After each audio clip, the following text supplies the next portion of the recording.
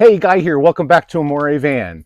So we've got a great video for you today. We're here with Mike and Val, who are relatively new owners of an Embassy Cape Cod Class B+, or for those of you who are sticklers about the classification system, maybe you want to call it a small C, but whatever you call it, it's a great vehicle.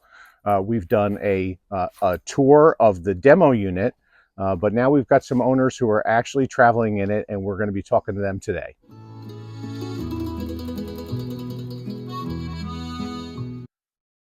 Okay, like I said, we're here with Mike and Val and Bonnie, who's a beautiful dog.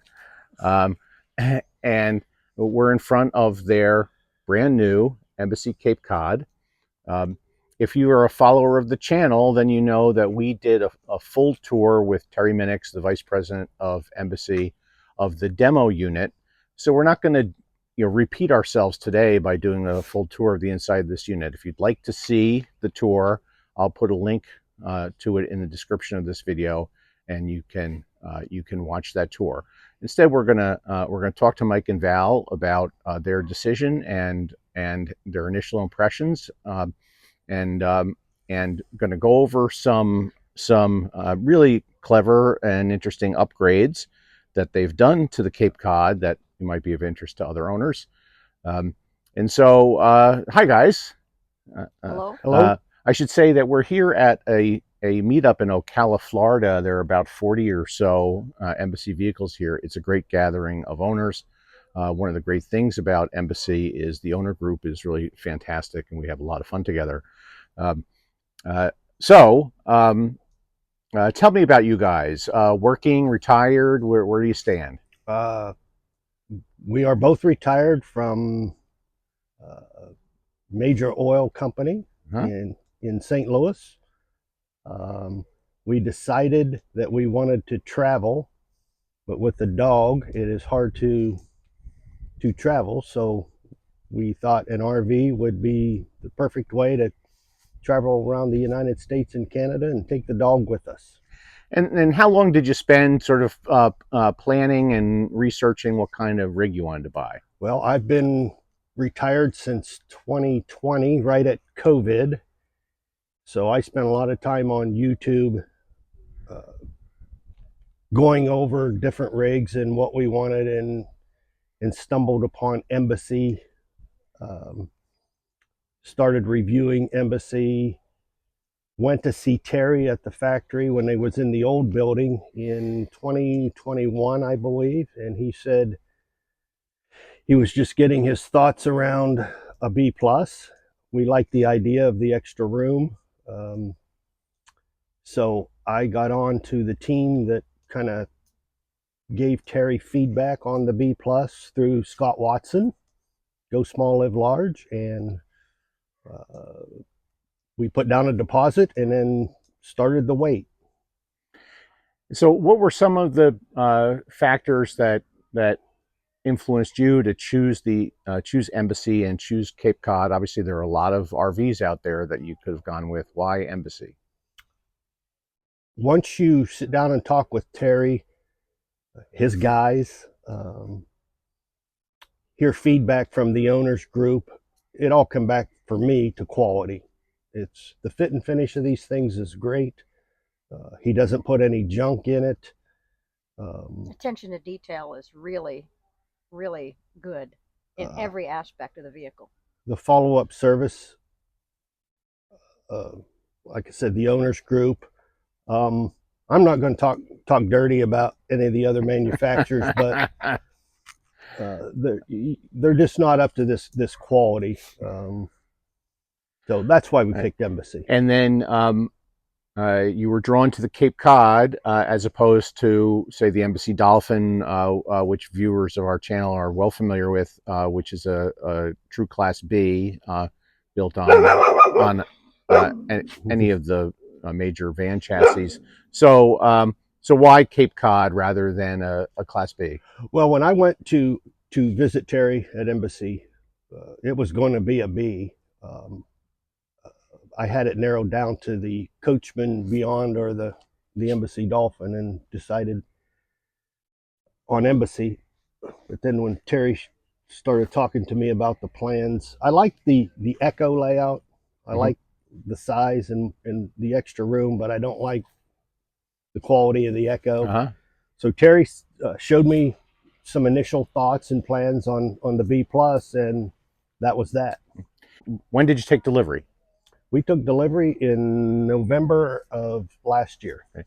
And you've had it. This is your first big trip, I think you told me. First big trip. You had a couple little adventures in it. Yeah, we went back to Embassy to get some things added, and but no, this is the first time big trip.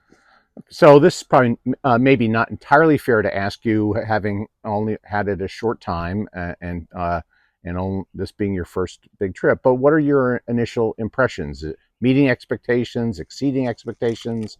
How do you feel about it? Oh, I think definitely meeting expectations. I think the ride is better than I thought it would be. I love the large windows on the side and the front of the cab because I like to view the scenery.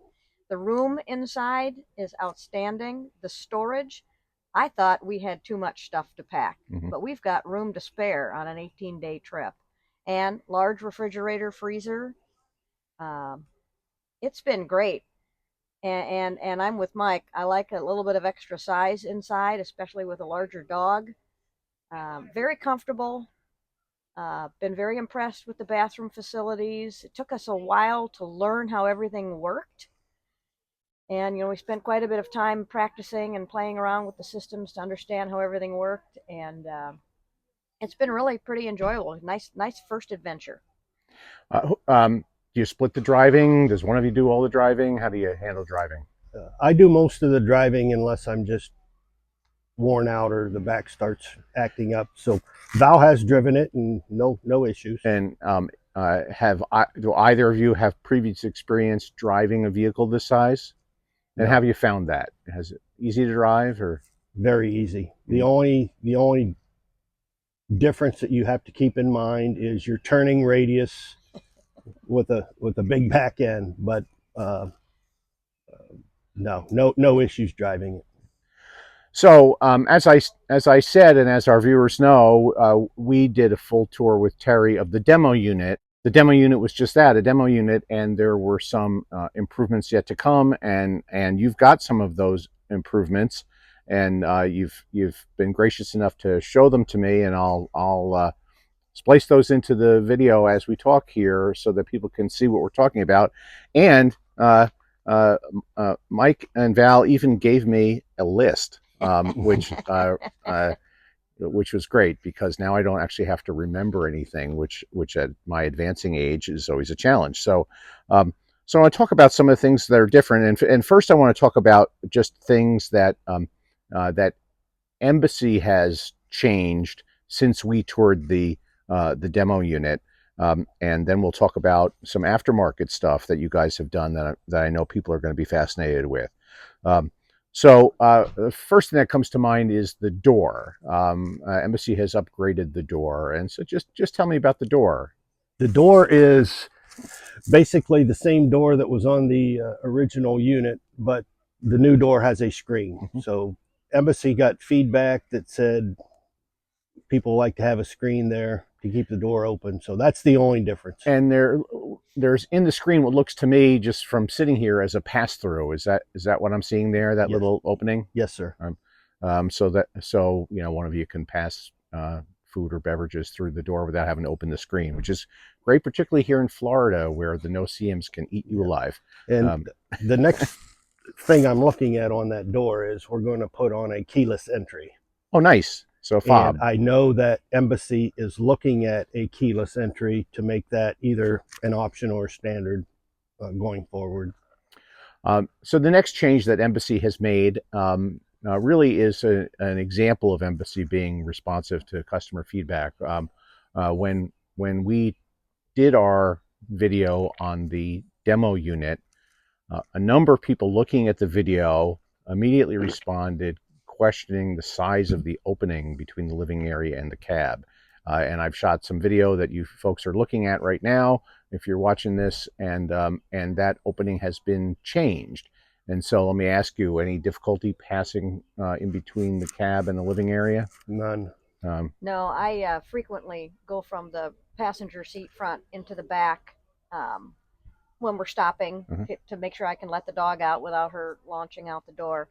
And I'm pretty small, but it's been pretty good. So they've upgraded the door from the demo unit. They've upgraded that pass through there. Another thing that Embassy has done for you, you're sitting right now under this beautiful moonshade, which is an aftermarket awning that that a lot of people are familiar with. But Embassy added some hooks up there for you, right? Yeah. Yeah. Nolan and his team on our trip back over there to get the upgrades. I bought the hooks, and we had not taken the moonshade out of the box yet, and we unfurled it right there at Embassy and measured everything out, and Nolan and the team put the hooks up. And we knew this was coming, but it wasn't available in the demo unit when we saw it. There's a nice slide-out tray in the outdoor storage, right? Yes. And you use it for you're using it for a Blackstone grill. I am. Again, Nolan and his team did a nice job, and very, very convenient. But you've done some stuff yourself, or had outside vendors do it, and let's talk a little bit about that. One is you've tinted the windows. Tell me about the window tint. Yeah, the first couple of times we had it out, if the sun is shining on the large windshield, it bakes. So and we were driving in winter and couldn't cool the cab down enough in the dead of winter. So I talked to a local shop. We were interested in the UV, stopping all that heat coming in. So we went with the 97% blockage package, and it's made a huge difference. And you had that done somewhere local to you. Yes. Something else that you've done, which will be near and dear to the hearts of anybody who has a late model Ford Transit. We all know that they suffer from sometimes in a crosswind excessive wind noise in the passenger and driver doors, owing to the fact that the seal is just not great between the door and the body, and you've done something about that. What have you done? Yeah, it was terrible. Like you said, especially in a crosswind, but even going straight with no crosswind, you hear the wind noise. It was terrible. I bought some door seal, put it up around, tried to block that. Also put on wind deflectors, and it has gotten better, but it is still not where I want it to be. So I'm going to be adding more seal in more places. Yes. Well, we'll all be interested to see how that finally works out, and then we'll all copy it. And I know a number of owners who've done a number of similar things in an effort to defeat that wind noise. And just again, so there's no misunderstanding, that's a Ford issue, not an Embassy issue. That is a problem correct. with the cab. And I didn't figure that out myself. I watch a lot of YouTube, and I forget who I was watching that did basically that, and I copied it. Naturally, your favorite YouTube channel is Amore Van. Yes. I can only assume. Yes, that is correct. So a couple of real interesting things underneath the unit. When most of us travel in these Class Bs, we find that the van is short enough that we don't have to worry much about leveling. You can always kind of get a van fairly level just by moving it around the campsite. But the Cape Cod is 3.5 feet longer, I think, than the Dolphin on Transit. And so leveling is more of an issue. So you've done something about that. What have you done? Yeah, we went when we picked up the van, or the Cape Cod. I had scheduled an appointment with a company just north of Elkhart called EQ Systems, and they put on the leveling system for us the day after we picked up the van. Tell you the truth, for us, it was nothing more than a convenience issue. You pull in, you drop the air out of the air suspension, you hit a button, and you're level. And to me, that is worth it. And was that a same day job? Yes. All right. So you're you were able to drop it off, pick it up the Yes. same day, And be done. I will say they are great people up there. They have a nice facility. Communication was great. You just call and tell them what you want, and they'll book a day for you. And say their name one more time. EQ Systems. And they're north of Elkhart. Yeah, in Cassopolis. Uh-huh. It's 20 minutes from Terry's place, maybe. So probably right near the Michigan border, I guess. Just right over the Michigan border. Yeah. All right, good stuff. And you already mentioned this when talking about the levelers. You also upgraded the suspension. Tell us about that. Yeah, did that the same time we picked up as well. Went to a company in Elkhart, Utility Body Works. Again, same day. And the reason we went with a VB Air Ride is to take that out of sway. Yes. While driving. When you're in a high wind, it's a box. It still blows. It'll blow you that way or blow you this way, but you're not getting a lot of sway in the back end. And it's always adjusting. So once you get it set, as you drive, it will adjust and keep you on level. Something else you mentioned is something I had never heard of, which is an oil separator can. What is that, and what's it do? Again, I saw a YouTube video on these Ford turbos. You get blowback, and Ford just routes it right back into the engine. So it's just a little can that separates the blowback and the gunk to keep it out of your engine. And then what happens to it at that point? You have to empty it from time to time? It's a little can in there, and every 2,000-3,000 miles you dispose of it. Is there enough oil in there to make it necessary for you to add oil between oil changes, or no? A couple ounces. Yeah. Pot. The one thing I did not video, because you've all seen me, you know I'm not getting down on the ground underneath this vehicle, is you did something to protect against catalytic converter theft. What was that? Yeah. I was researching a company called Cat Strap.